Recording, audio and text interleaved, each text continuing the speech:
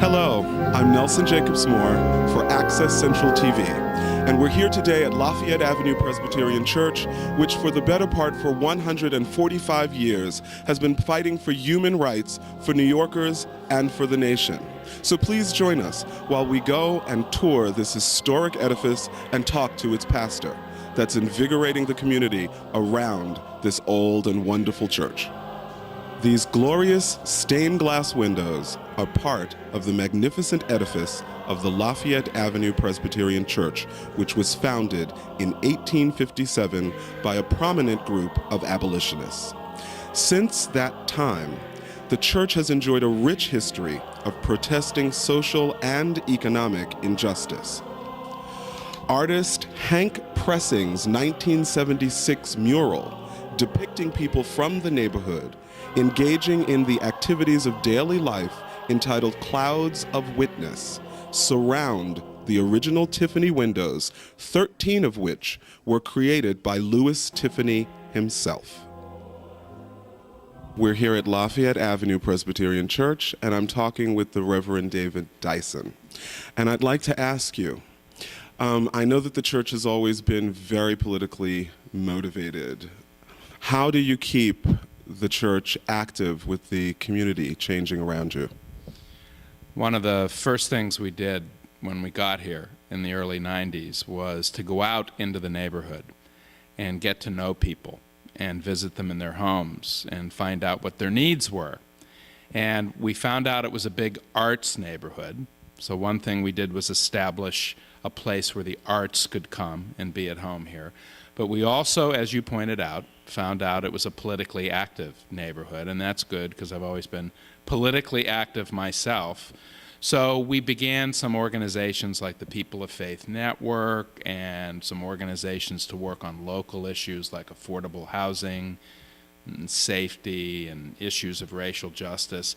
And we found out that in a way this was sort of the evangelism of the church. This was what people wanted from a church in their neighborhood, and as a result, that's what we gave them. Well, that seems to work because as many churches in New York City are losing parishioners, you seem to be gaining them. What special gift do you think happens here at Lafayette that makes that happen? A lot of the people who come here are folks who have either been alienated from the traditional church or they've never had a church home to begin with. So we've tried to establish an atmosphere here that is completely mindful of that doesn't use a lot of traditional, dogmatic, or stilted language, that tries to talk to people at the level of where they are, and also to be very inviting and very invitational. And combining this emphasis on the arts and political activism and creating an atmosphere that is warm and comforting seems to be working. And it does seem to be working. Thank you, Reverend Dyson. The committee that conceived and drafted the Emancipation Proclamation often met in the library here at Lafayette Avenue Presbyterian Church. The document was delivered to President Lincoln by a delegation of Brooklyn abolitionists that included the founding pastor of this church, Theodore Cuyler. During and after the Civil War, the church served as an emergency stop on the Underground Railroad. As a matter of fact, the heating tunnel that sheltered families is a rare, intact Underground Railroad site. In 1872, a huge controversy erupted when Reverend Cuyler invited Sarah Smiley, a Quaker, to preach at Lafayette Avenue Presbyterian, making her the first woman to preach in a Presbyterian church. Alexander Graham Bell made the first telephone call in Brooklyn on a line installed in Reverend Cuyler's study in the church's bell tower.